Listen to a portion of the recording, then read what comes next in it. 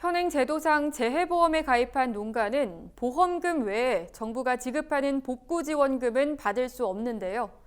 중복 지원을 막기 위한 방안이지만 보험 가입 농가에 대한 역차별로 이어질 수 있다는 지적이 있었습니다.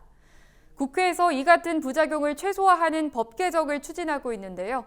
이호철 기자가 전합니다. 재해보험 가입 농가가 받는 보험금이 보험에 가입하지 않은 농가에 대한 복구 지원금보다 적지 않도록 하는 법 개정이 추진됩니다.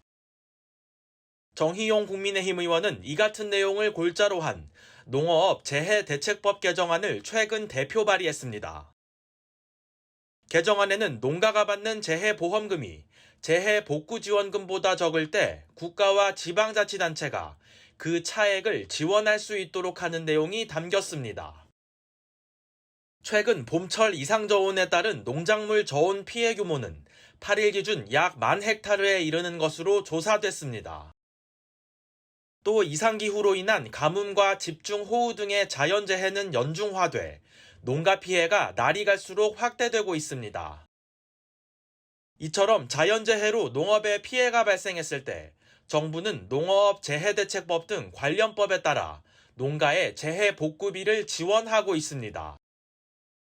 피해를 입은 농가의 최소한의 생계를 보장하기 위한 차원으로 농약대와 입식비, 종묘대와 비료대 등을 지원하고 있습니다.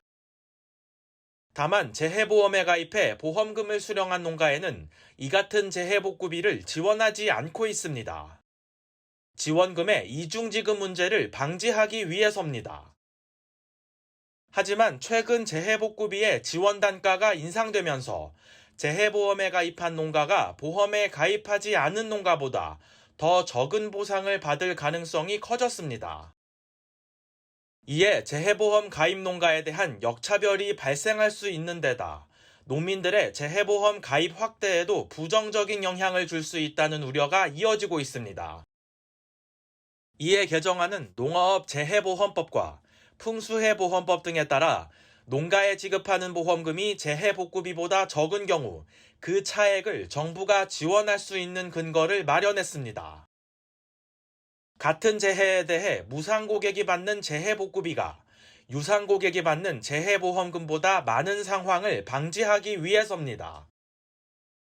농림축산식품부도 올해 1월 발표한 제1차 농업 재해보험 발전 기본계획에서 관련법 개정을 추진하겠다고 밝힌 바 있습니다. 현재 보험 농업 재해 지원 체계상 재해보험에 가입한 농가에 대해서는 재해복구비를 지원하지 않고 있습니다. 이게 이제 이중 지원을 방지하기 위한 제도인데 이로 인해서 재해복구비가 보험금보다 높은 경우에 재해보험 가입 농가한테 좀 역차별 문제가 있을 수 있습니다. 그래서 이를 해소하기 위해서 복구비하고 보험금의 차이가 발생할 경우에는 그 차액을 재해복구비로 지급할 수 있도록 관련 법령을 개정할 계획입니다. 개정안을 대표 발의한 정희용 의원은 지원금 지급에 대한 역차별을 방지하고 나아가 농어가 경영 안정에 기여하려 한다고 밝혔습니다. NBS 이호철입니다.